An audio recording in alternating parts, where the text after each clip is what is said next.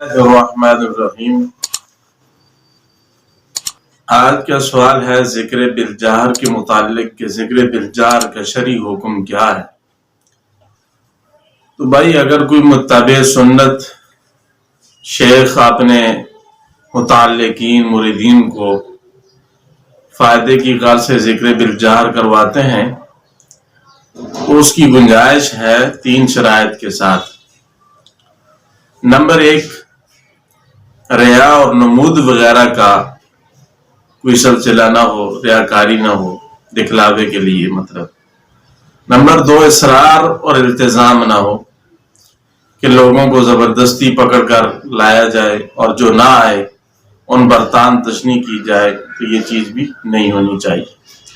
Number 3، اس ذکر کی آواز حلقے کے اندر رہنی چاہیے، نہ یہ کہ اتنی اونچی آواز ہو کہ ساتھ محلے والے اور پڑوسیوں کو، اور یا اگر مسجد کا ماحول ہے تو دوسرے لوگوں کو تلاوت نماز میں تکلیف ہو۔